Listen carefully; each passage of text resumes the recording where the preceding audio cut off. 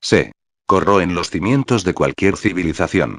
Cuando amamos a la mujer y la respetamos, entonces ella sirve como piedra de sostenimiento para levantar a los grupos humanos en su desarrollo hasta alcanzar su madurez social, espiritual y material. Existe también la Madre Divina como Serket, desdoblamiento de Isis como diosa.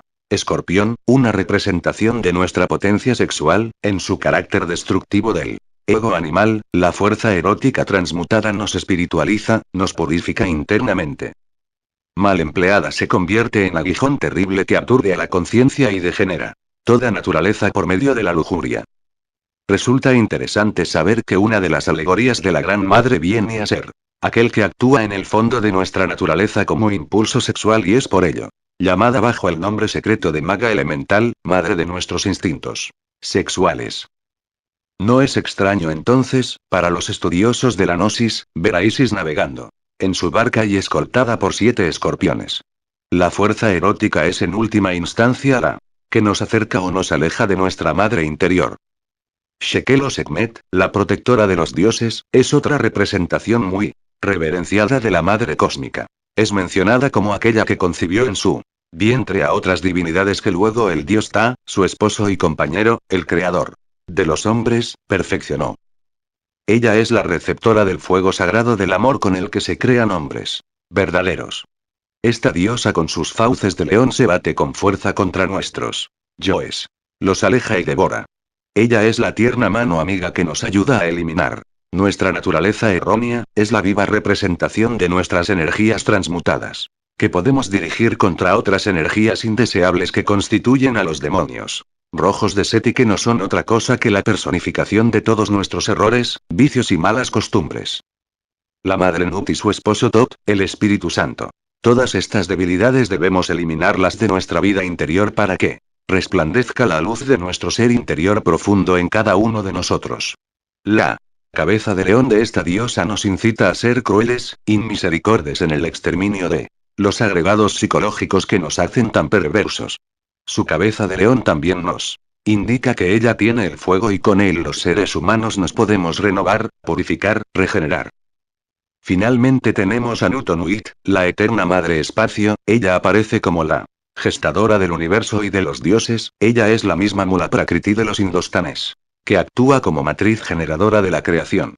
Los egipcios concibieron a la diosa Nutonhuit de diversas maneras, generalmente como la regente del cosmos, sentada en su trono cúbico, viva representación de los 4 elementos: fuego, agua, tierra y aire, sin los cuales no hubiese sido posible la manifestación de la creación.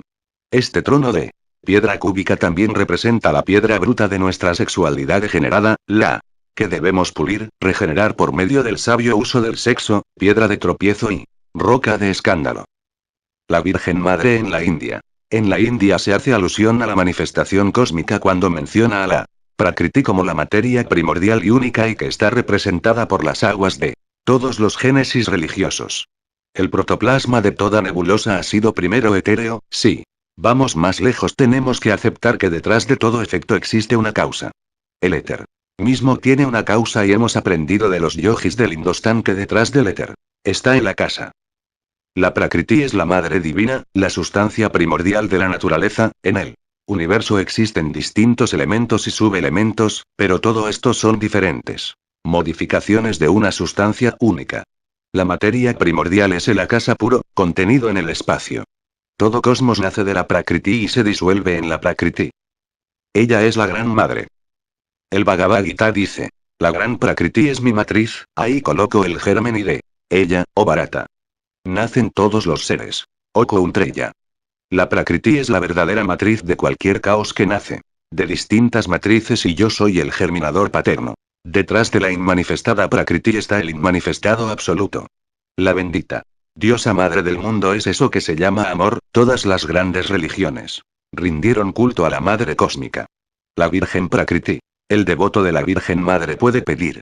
Las sagradas escrituras dicen: pedid y se os dará, golpead y se os abrirá. Krishna, conocido como el más célebre avatara, mensajero, hindú y su dios más popular, es hijo de Vasudeva y de la Virgen Devaki. La historia de la concepción, nacimiento e infancia de Krishna es semejante al del Cristo Jesús sucedido en otra época y lugar. Desde muy joven empezó a predicar y acompañado de sus discípulos, recorrió la India, enseñando su doctrina y obrando muchos prodigios. La Virgen Madre en el Popol Vuh. El Popol Vuh ha sido citado como el texto más trascendental de Indoamérica. Se trata de un libro que recoge las enseñanzas esotéricas u ocultas de los quichés, herederos inmediatos de los mayas. Uno de los relatos de gran trascendencia es la narración de las proezas de los celestes hermanos gemelos Unapu e Ixbalanque, que vencieron a los malignos señores de Xibalba, la urbe infernal, donde habían ultimado a las potestades ascendientes de los gemelos. El Popol Vuh describe que los señores de Xibalba, infierno o región inferior del mundo, los que mataron a mazazos a los señores de Atu, padres de los gemelos. Cuando los vieron rígidos, derribados en el suelo, tomaron sus organismos, los despedazaron y los miembros cercenados los sepultaron en un sitio llamado Pugbal Chan. Sus cabezas fueron enganchadas en las ramas de un árbol voluminoso, que jamás había proporcionado ni flor ni fruto. Sin embargo, al día siguiente el árbol floreció y dio frutos. Pero lo más misterioso es que las cabezas izadas desaparecieron. Estos sucesos fueron conocidos por una joven llamada Ixquic. Llegando al árbol, donde habían estado las cabezas, de entre los frutos, una voz le preguntó: ¿Qué buscas y qué anhelas, Ixquic? La damisela sin turbarse le respondió: Les busco y les anhelo. Mas la misma voz expresó: Si es verdad lo que dices, extiende uno de tus brazos para mirar tu mano. Ixquic, con candidez, se sometió, elevó uno de sus brazos y dirigiéndolo hacia el árbol, uno de los frutos le escupió en la palma de la mano. Y nuevamente la voz le dijo: Y por medio de la señal que recibiste en tu mano y que no vieron tus ojos, se perpetuará en ti el señorío de nuestra casa Unapu y la joven Ixquic. Ixquic concibió en su sagrado vientre a los hermanos Unapu e Ixbalanque. Cuando su padre le preguntó por el progenitor de sus hijos, ella respondió: No lo sé, padre, porque yo no he conocido todavía la cara de ningún hombre. La Virgen Ixquic, crea sin ser deshonrada, sin mancilla a los gemelos, es la Madre Divina, la Virgen Madre. Aquí, como en todas las madres de los cristificados, resalta su virginidad. Ella concibe sin pecado, o sea, sin ningún tipo de imperfecciones. Ella es toda santa Panagia. Y como dice el Acatistos, el Señor te hizo toda santa y gloriosa. La Virgen Madre en el Códice Florentino. Los mexicas honraban a su Cristo, Huitzilopochtli, cuya concepción aparece descrito en el Códice Florentino, así. En Coatepec, por el rumbo de Tula, había estado viviendo, allí habitaba una mujer de nombre Coaglicue. Era madre de los 400 surianos y de una hermana de estos de nombre Coyolxauhqui. Y esta Coaglicue allí hacía penitencia, barría, tenía a su cargo el barrer, así hacía expiación, en Coatepec, la montaña de la serpiente, y una vez, cuando barría Coaglicue, sobre ella bajó un plumaje, como una bola de plumas finas. En seguida lo recogió Coaglicue, lo colocó en su seno. Cuando terminó de barrer, buscó la pluma, que había colocado en su seno. Pero nada vio allí. En ese momento Coaglicue quedó encinta. Sin lugar a duda la enseñanza dada en este códice, es de vital categoría para los antiguos aztecas, puesto que la parte arquitectónica del eje de la ciudad mexicana fue erigido por la matemática severidad de las mismas. Por ejemplo, hoy se sabe que en el templo mayor de Tenochtitlan habían levantadas dos pirámides idénticas. A la izquierda la de Tlaloc, dios del agua y de la agricultura. Y a la derecha la de Huitzilopochtli, símbolo del sol, Cristo, y dios de la guerra, que tiene que librar terribles batallas como siempre lo hace el Cristo en todas las latitudes, contra las creaciones abyectas que viven en nuestro interior, como son los pecados capitales. La piedra con la figura de Coyolxauhqui desmembrada, está tumbada al pie del templo mayor. Los antropólogos gnósticos explican esto, así. El templo es la misma Coatepec, la montaña de la serpiente, decorado con Xiuhcoatls o serpientes de fuego, algunas de ellas reposan en el Museo Nacional de Antropología de México. En la cima se veneraba el dios vencedor Huitzilopochtli, al pie de la escalinata yacía, derrotada, la terrible Coyolxauhqui. Esta última alegoriza la horrible lujuria que vive dentro de cada uno de nosotros y Coaglicue. Museo Nacional de Antropología de México. Coaglicue es la Virgen Madre del Cristo Huitzilopochtli. Coaglicue, literalmente, la falda de serpientes, es la alegoría entre los aztecas de la Madre Divina. Huitzilopochtli nace, pues, de una virgen, que queda concebida por las plumas preciosas del ave, Espíritu Santo, y la Virgen Madre en el mito de Perseo. Entre los griegos encontramos el mito de Perseo, que dice que el padre de la Virgen Danae la había hecho encerrar en una alta torre de bronce para impedir que se casara, pero Zeus convertido en lluvia de oro descendió sobre Danae, haciéndole concebir a Perseo. Perseo es un personaje ampliamente conocido en todas las latitudes del mundo, pues estatuas de él, sosteniendo la cabeza de Medusa, son motivo de adorno en varias ciudades importantes de nuestro planeta, lamentablemente, sin que la gente capture el hondo significado que éstas ostentan. Danae es la Virgen Madre sin mácula, que gracias a una lluvia de oro, símbolo de la fuerza sexual del Sacratísimo Espíritu Santo, concibe al héroe Perseo. Perseo se traduce como Dios de la luz, o sea, el Cristo cósmico.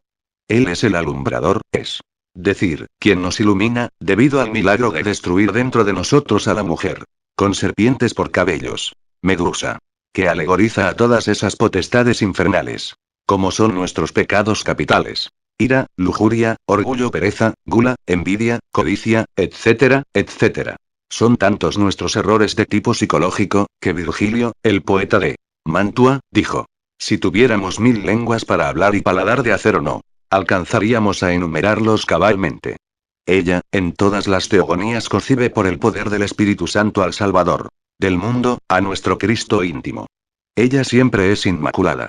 Ella es la reina de los cielos y la reina de toda la creación. Ella es la mujer vestida con el sol descrita en el Apocalipsis. Dante Alighieri, en el Cántico 33, tercera parte, de su obra inmortal La Divina Comedia, dice: Virgen Madre, hija de tu Hijo, la más humilde al par que la más alta de todas las criaturas, término fijo de la voluntad eterna, tú eres la que has ennoblecido de tal suerte la humana naturaleza, que su hacedor no se desdeñó de convertirse en su propia obra. En tu seno se inflamó el amor cuyo calor ha hecho germinar esta flor en la paz eterna. Eres aquí para nosotros meridiano sol de caridad, y abajo para los mortales vivo manantial de esperanza. Eres tan grande, Señora, y tanto vales, que todo el que desea alcanzar alguna gracia y no recurre a ti, quiere que su deseo vuele sin alma. Tu benignidad no solo socorre al que te implora, sino que muchas veces se anticipa espontáneamente a la súplica. En ti se reúnen la misericordia, la piedad, la magnificencia, y todo cuanto bueno existe en la criatura. Pues, que desde la más profunda laguna del universo hasta aquí ha visto una a una todas las existencias espirituales, te suplica le concedas la gracia de adquirir tal virtud, que pueda elevarse con los ojos hasta la salud suprema. Y yo, que nunca he deseado ver más de lo que deseo que él vea, te dirijo todos mis ruegos, y te suplico que no sean vanos, a fin de que disipes con los tuyos todas las nieblas procedentes de su condición mortal, de suerte que pueda contemplar abiertamente el sumo placer. Te ruego, además, oh reina, que puedes cuanto quieres, que conserves puros sus afectos después de tanto ver, que tu custodia triunfe de los impulsos de las pasiones humanas. Mira de Beatriz como junta sus manos con todos los bienaventurados para unir sus plegarias a las mías. Danae de Tiziano, la Virgen Madre en el Ramayana. Los buscadores de la luz encuentran en el Ramayana una apertura de los más excelsos misterios esotéricos que pueden guiarlos hasta la liberación total. El mismo texto dice: este afortunado poema, que proporciona gloria, que prolonga la vida, que da la victoria a los reyes, es la obra primordial que compuso antaño Valmiki. El hombre que en el mundo preste constantemente oídos al relato de esta admirable variada historia de la argüida de infatigables trabajos, se verá libre de pecados. Los que reunidos oigan el poema que compuso el propio Valmiki, granjearán del cielo todas las gracias, objeto de sus deseos, tal como las pudieran anhelar. Indubitablemente, este poema hindú va más allá de las confines de la India y profesa un fuerte influjo en Indochina. Rama fue concebido por su madre divina, Kausalaya, por medios divinos. Ella siempre es virgen antes del parto, en el parto y después del parto. Un ritual de la liturgia gnóstica dice: oh Isis, madre del cosmos, raíz del amor, tronco, capullo, hoja, flor y semilla de todo cuanto existe, a ti, fuerza naturalizante, te conjuramos. Llamamos a la reina Lel. espacio y de la noche, y besando sus ojos amorosos, bebiendo en el rocío de sus labios, respirando el dulce aroma de su cuerpo, exclamamos Onwit. Tú, eterna Seidad del cielo, que eres el alma primordial, que eres lo que fue y lo que será, a quien ningún mortal ha levantado el velo, cuando tú estés bajo las estrellas irradiantes del nocturno y profundo cielo del desierto, con pureza de corazón y en la flama de la serpiente te llamamos. La madre en su aspecto de Durga. El VM Samael Aun Weor, dice. Vosotros los que habéis conocido los peligros del océano tempestuoso de la vida, la terrible rabia de Escila, de mugientes escollos, las rocas de los vigilantes cíclopes, el duro camino que conduce al nirvana y los combates de Mara el tentador con sus tres furias, jamás cometáis el delito de la ingratitud. Nunca olvidéis a tu divina madre. Bienaventurados aquellos que comprenden el misterio de su propia madre divina. Ella es la raíz de su propia mónada. En su seno inmaculado se gesta el niño que lleva en sus brazos, nuestro Buda íntimo. La adorable tiene el poder de hacerse visible y tangible en el mundo físico cuando así lo quiere. Oh mortales. Ignorantes. ¿Cuántas veces, Dios mío, habréis sido visitados por vuestra divina madre y, sin embargo, no la habéis reconocido? Vosotros los que codiciáis poderes mágicos. ¿Ignoráis acaso que vuestra sagrada madre es omnipotente?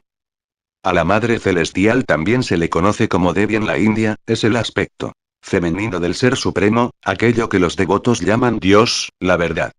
Devi es Dios en acción, es la madre que crea y destruye el universo. Todo lo que existe es la manifestación de la Shakti, la divina energía femenina primordial. La Madre Divina es el eterno principio divino femenino, Dios manifestado en su aspecto maternal. Nada es más espiritual que la relación madre-hijo, una madre no aguarda nada, y siente solo beneplácito hacia su hijo. Esta cualidad hace el fervor de Dios como madre mucho más viable para un místico. Dios puede ser venerado en cualquier representación, pero reverenciarlo como madre aporta a muchas personas apreciar la gracia soberana de la devoción. Dominantemente, en las religiones occidentales Dios es adorado como padre, pero no como madre. Este Padre Celestial es a menudo pintado como un Dios inflexible, irritable y celoso. Un juez estricto que castiga a aquellos hijos que supuestamente infringen sus leyes. Los cristianos protestantes y el Islam han desterrado a la Madre Divina de sus religiones. Los católicos y los ortodoxos griegos han aprobado el rol femenino como Madre de Jesús, no como Dios en su propio derecho, aunque la contemplación a la Señora ha sido siempre una gran fuerza mística dentro del cristianismo.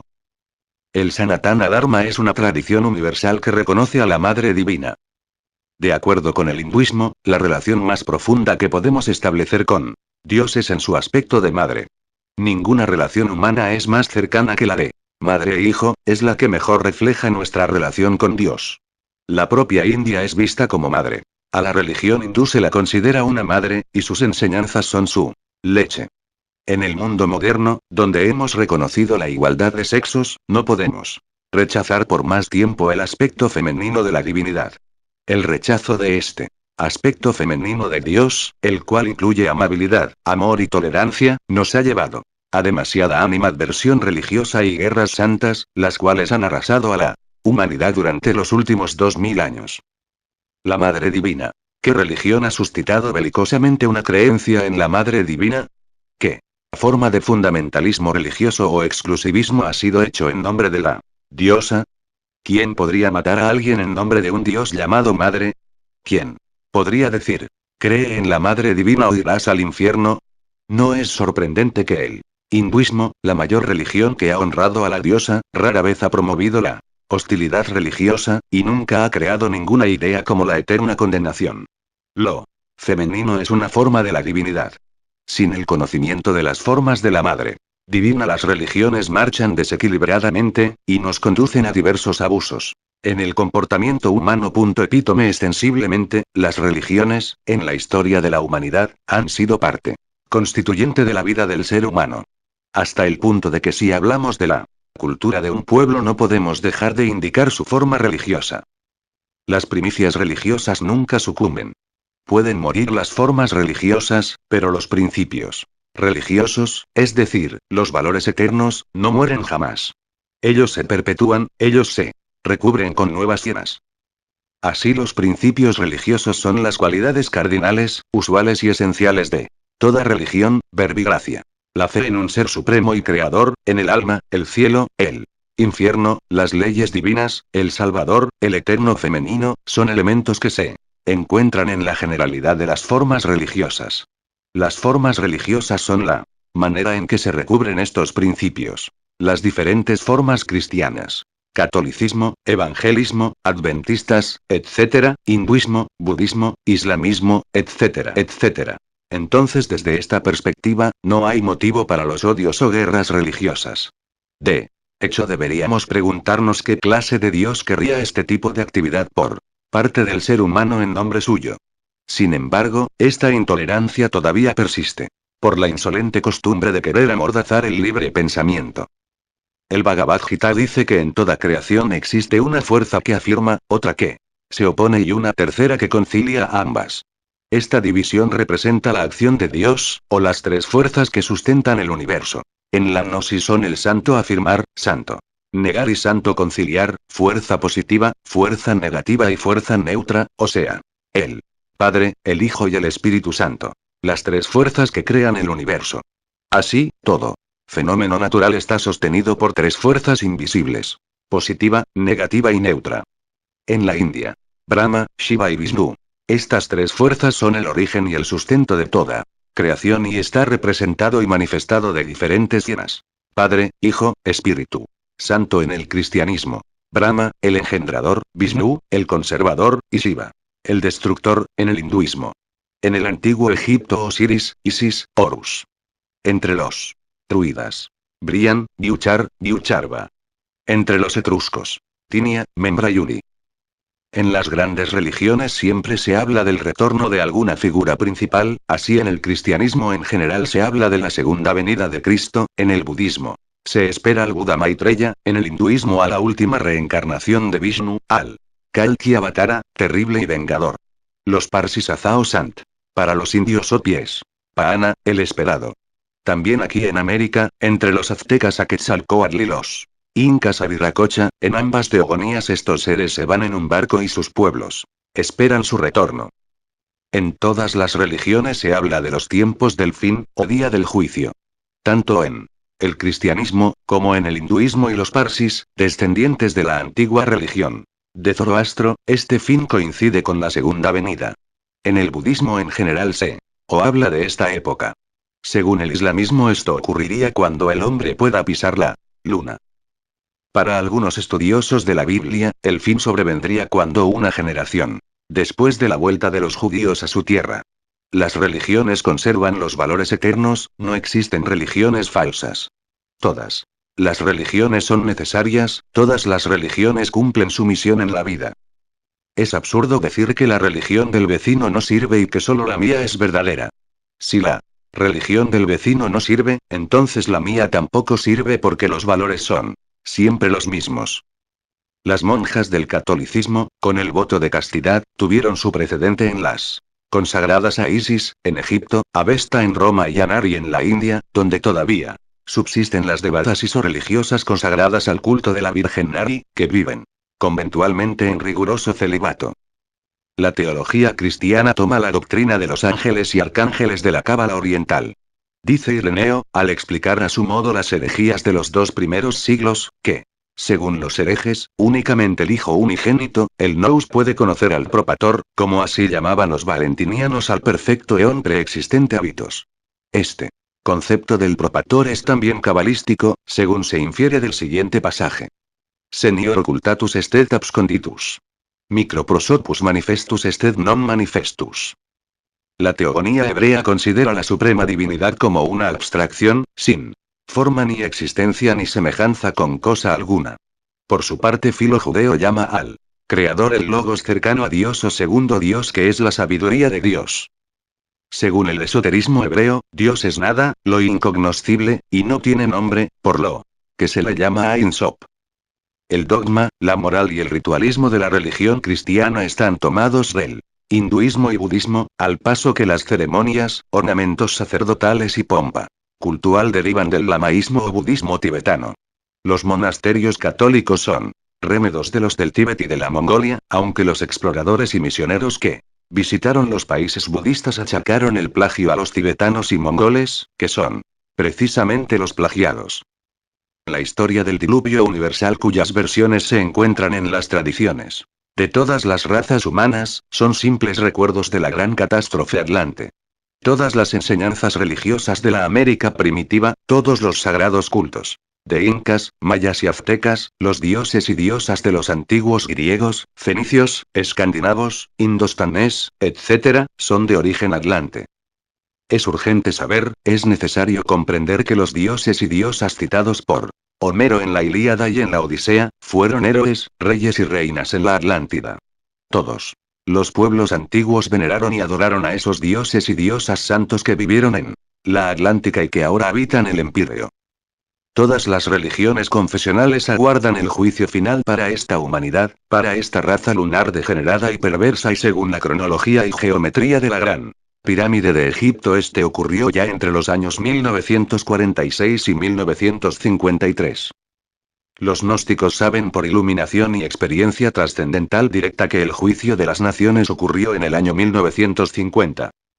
Los dioses santos juzgaron a la gran ramera y la consideraron indigna. La sentencia de los dioses fue: al abismo. Al abismo. Al abismo.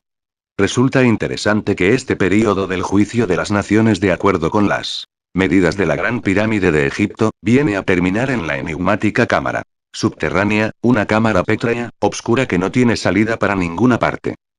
Es obvio que con esto quisieron decirnos los sabios constructores de la Gran Pirámide de Egipto, que después del juicio final, la humanidad entraría a los mundos infiernos, hallados por Dante dentro del interior de la tierra. El Apocalipsis de San Juan, hablando sobre el gran juicio, dice: y vi un gran trono blanco y al que estaba sentado en él, delante del cual huyeron la tierra y el cielo, y ningún lugar se encontró para ellos.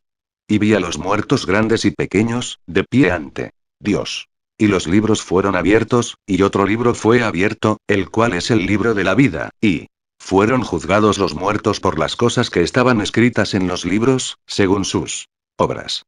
Y la muerte y el Hades fueron lanzados al lago de fuego. Esta es la muerte segunda.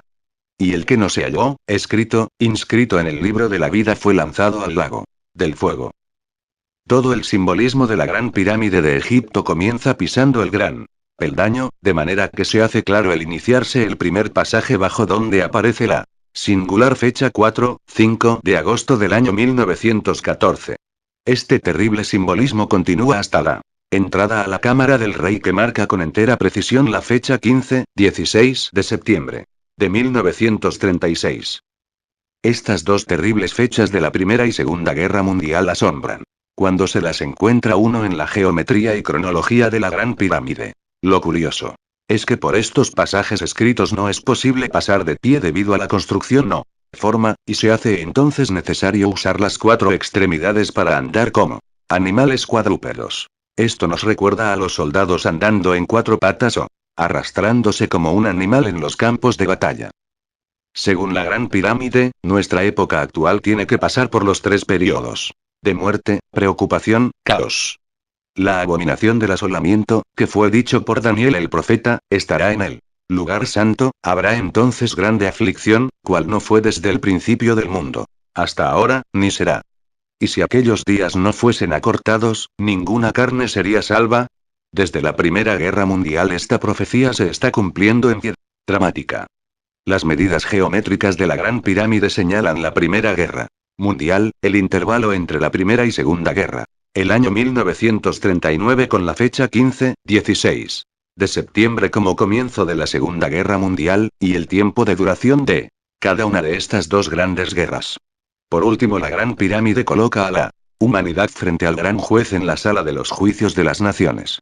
Termina la Cámara del Rey en la fecha 19-20 de agosto 1953. Lo que continúa ahora, pertenece al trabajo de Proserpina, la Madre Muerte, ella acabará con toda la humanidad. Conclusión: todas las religiones y las miles de sectas, doctrinas, escuelas, etc., que se desprenden de cada una de ellas, cumplen una importante misión en el mundo, pues las nociones elementales y primarias del saber divinal, aunque de manera superficial, confusa, dogmática, imprecisa, etc., lo tomamos de estas con sus diferentes matices doctrinarios. Una gran parte de la humanidad trata en sus conversaciones religiosas de lo que otros han tratado. Tienen a los libros sagrados, sean estos la Biblia, el Bhagavad Gita, el Corán, los Vedas, etcétera, etcétera, como caballitos de batalla para interpretarlos cada cual a su manera. Y ese es uno de los tantos motivos por el cual han surgido las miles de sectas religiosas, que se fundamentan en erróneas interpretaciones de esos libros sagrados. Sería un exabrupto estar en contra de alguna religión en particular, porque todas están impregnadas de los mismos principios. Por lo tanto, cada ser humano esté en la religión que esté debe respetar la religión de su prójimo, para poder tener derecho a que respeten la suya, que también se basa en principios espirituales que conservan la misma veneración y respeto a lo sagrado y divino. Consideramos que si la gente comprendiera que la religión no son simples conceptos intelectuales, muchos de ellos alucinantes, entrarían a buscar la preparación espiritual trascendental. De esta forma no le gustaría creer, sino que se definiría por el camino del conocimiento directo. Luego la investigación práctica y la experiencia se antepondrían a los dogmas. Cada director de grupos humanos, sacerdote, pastor, guía, gurú, o como se le quiera llamar, maduro y responsable, debe tener muy en cuenta el hecho de no convertir a su grey en ciegos seguidores, creyentes autómatas como robots religiosos fantásticos e ignorantes. Porque ello significa una grave falta de respeto para con la humanidad. Esto es propio de consejeros anticuados que se conforman con las creencias, la lectura, la apariencia y el fanatismo religioso. Todo verdadero pastor de gente cae en una de Efesios si abandona la parte científica, si no practica la parte social, o que por cualquier pretexto o disculpa quiera ignorar el esoterismo crístico que se encuentra en el fondo de toda religión, incluyendo la propia. Al no tener en cuenta estos aspectos hace que los grupos humanos que dirige se desequilibren, anden desactualizados y equivocados. No debe ignorar que lo social, lo científico y lo espiritual hacen parte de una auténtica religión. Cada miembro de la Grey pertenezca a la religión que pertenezca, no le sirve creer en lo que dicen o en lo que otros creen. Tiene más lógica vivir de manera inteligente en lo que uno mismo ha logrado investigar y comprobar a la luz meridiana de la experiencia directa, que constituye la verdad del asunto o cuestión, pues la lógica superior enseña que verdad es todo aquello que hemos comprobado por experiencia propia y directa. En realidad, lo que no sea por esta senda, representa no poseer una base sólida que asegure el bienestar, la felicidad y la autorrealización íntima, que es lo más importante en el fugaz paso por este mundo o plano físico, donde cada uno de los seres humanos que se afilian a una religión. El ser humano sin la vivencia de esos principios religiosos prácticos, aun cuando crea en los dogmas de su secta, es una verdadera bestia humana, que no respeta la vida ajena, sin ninguna sensibilidad al dolor del prójimo, sin ningún refugio espiritual para su vida después de la muerte física. Es una pobre criatura sin Dios y sin ley. Observemos, para comprender este tema. Las millones de personas creen en Dios, pero roban, mienten, adulteran, fornican, envidian, asesinan. Esto no les ocurriría si en vez de creer, vivieran en su vida cotidiana la práctica de la enseñanza de los principios religiosos de la secta a la cual pertenecen. Esto quiere decir, que creer que alguna religión puede salvarlo a uno de la muerte segunda, o que un cura, un pastor, un predicador, un gurú, un prelado puede regalarnos el cielo, es una posición irracional.